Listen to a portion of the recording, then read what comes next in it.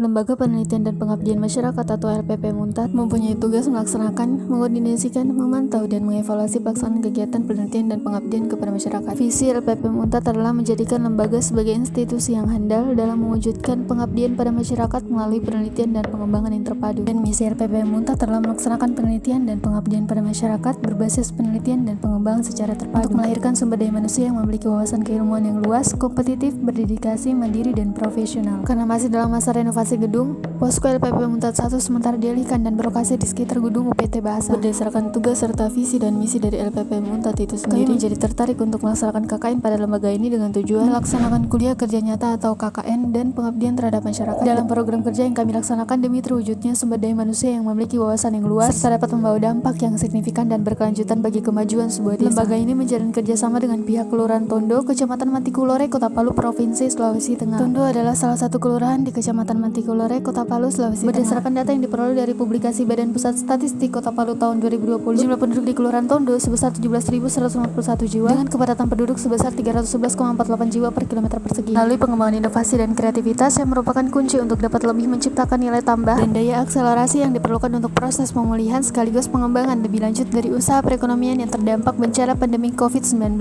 Perwujudan KKN atau kuliah kerja nyata angkatan 100 dilakukan melalui program pemulihan perekonomian terdampak COVID-19 tersebut dengan tema penguatan recovery ekonomi pasca pandemi COVID-19 melalui pemberdayaan potensi desa. Berdasarkan hasil survei dan hasil diskusi dengan berbagai pihak, terdapat beberapa program kerja yang telah direncanakan dan dijalankan, di antaranya yang pertama ada penghijauan. Penghijauan merupakan suatu upaya untuk mengembalikan dan meningkatkan efektivitas lahan agar dapat berfungsi dengan baik dan secara optimal. Polusi udara merajalela disebabkan kendaraan yang begitu padat serta disebabkan kurangnya pepohonan hijau yang dapat mengikat gas polutan seperti karbon dioksida. Gas karbon dioksida yang terlepas ke udara akan mencemari udara. Adanya polusi udara ini juga menyebabkan perubahan iklim. Pemanasan global adalah contoh perubahan iklim nyata yang sudah dirasakan di daerah Kota Palu. Maka dari itu, dengan adanya penghijauan, pohon-pohon yang ditanam dapat menetralisir udara yang tercemar sehingga iklim yang terjadi tidak terlalu ekstrim. Penghijauan telah dilaksanakan selama 26 hari, yaitu dari tahap persiapan bibit pohon ketapang kencana pada tanggal 1 September 2022. Penghijauan ini dilakukan di sekitar wilayah kampus, khususnya pada posko LPP Muntat 1 yang berlokasi di sekitar UPT Bahasa dan di sekitar wilayah Kelurahan Tondo, yaitu di sekitar Pantai Tondo. Pohon ketapang kencana memiliki nama latin Terminalia mantali. Akar tunggang pohon ini memiliki peran untuk menjaga keseimbangan dan kekokohan pohon yang dapat tumbuh sekitar 4 meter ini.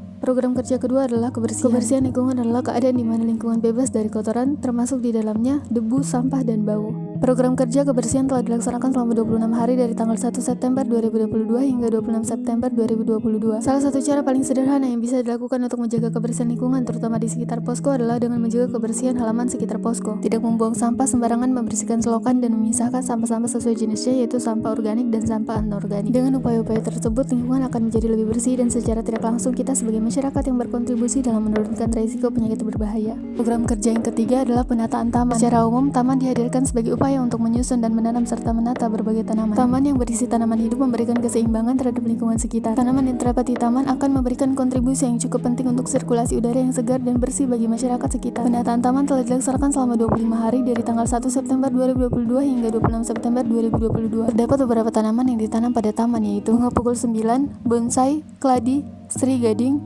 pucuk kuning, dan pakis. Selain itu terdapat tanaman toga atau tanaman herbal yang telah kami tanam, yaitu seperti kucai, kunyit putih, lengkuas, ginseng, lidah buaya, jahe, dan kencur. Tanaman obat dipercaya memiliki khasiat untuk menyembuhkan berbagai macam penyakit. Tujuan dibuatnya taman pada suatu area adalah untuk menambah kesejukan serta keindahan. Selain itu, untuk menghadirkan suasana nyaman serta sebagai salah satu tindakan untuk melakukan penghijauan. Program kerja yang keempat adalah penataan parkiran. Fasilitas parkir adalah salah satu hal yang paling dibutuhkan untuk memenuhi kebutuhan lalu lintas. Kekurangan dalam penyediaan fasilitas parkir yang memadai dapat menyebabkan kemacetan. Dan seiring meningkatnya pemilik kendaraan dalam kampus, dapat dipastikan kebutuhan akan tempat parkir juga akan melonjak. Agar kiranya dapat mengurangi kemacetan akibat fasilitas parkiran yang belum tertata serta kesadaran mahasiswa akan pentingnya parkir dengan baik. Penataan parkiran ini telah terlaksana pada 1 sampai 10 September 2022. Banyak mahasiswa yang menggunakan fasilitas parkiran yang telah diadakan dan ditata oleh kami. Program kerja yang kelima adalah tertib berlalu lintas dalam kampus. Mewujudkan lalu lintas dan angkutan jalan yang aman, teratur, dan efisien melalui manajemen lalu lintas. Melalui program ini terdapat beberapa rambu-rambu lalu lintas yang telah kami pasang dan sebar di sekitar posko LPP Muntat 1 yang berlokasi di UPT Bahasa. Tata tertib berlalu lintas dalam kampus telah terlaksana dan berakhir terpasang di sekitar posko pada tanggal 18 September 2022. Berdasarkan hasil pemantauan kami setelah menjalankan program kerja tata tertib berlalu lintas dalam kampus, bahwasannya masih banyak mahasiswa yang melanggar rambu-rambu lalu lintas yang telah terpasang di sekitar posko. Dengan demikian, kesadaran diri masing-masing insan masih perlu dibutuhkan agar kiranya dapat menghindari berbagai kejadian seperti kecelakaan dalam kampus. Selanjutnya, sosialisasi penghijauan. Dengan adanya sosialisasi penghijauan ini kami lakukan dengan tujuan untuk meningkatkan kesadaran diri masyarakat untuk dapat melakukan satu langkah perubahan untuk melestarikan lingkungan yang berdampak besar di masa depan. Dengan adanya penghijauan dapat menurunkan suhu suatu tempat dan memurnikan udara dari aktivitas manusia yang menghasilkan karbon dioksida dan memberikan oksigen melalui hasil fotosintesis, sehingga kualitas udara menjadi lebih baik. Seiring dengan perkembangan zaman dan pertemuan penduduk yang semakin padat, mengakibatkan densifikasi penduduk dan perkembangan pemukiman yang cepat dan tidak terkendali.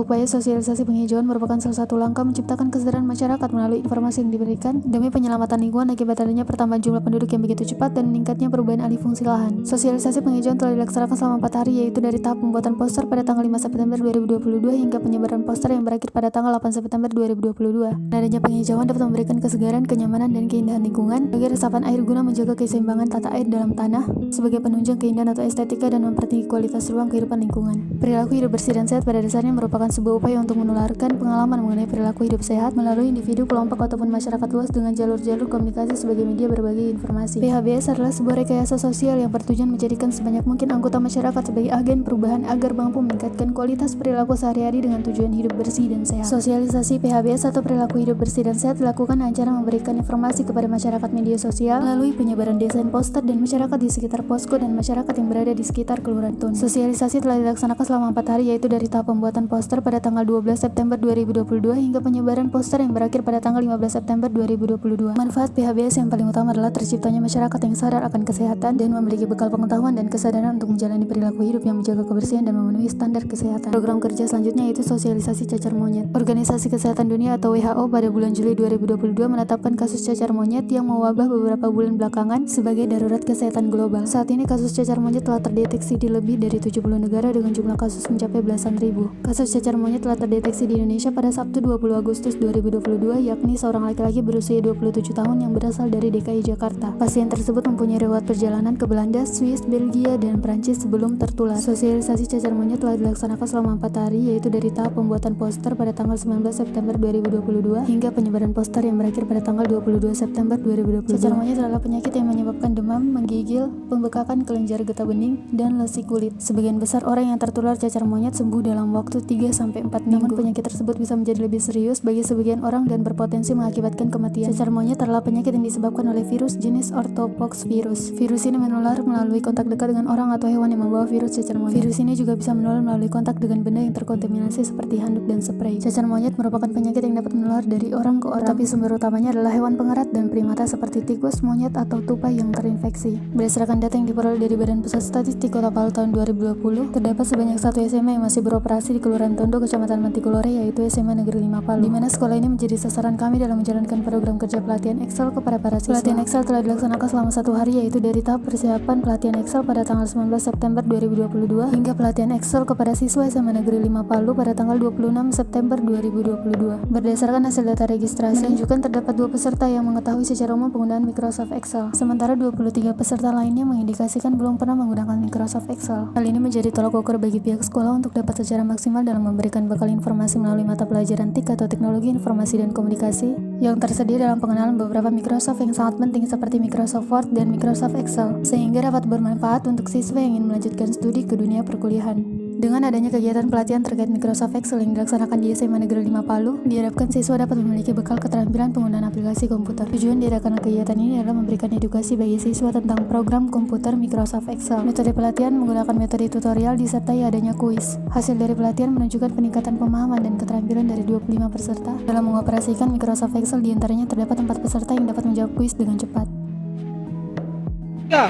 SMA Negeri yang 5 Palu.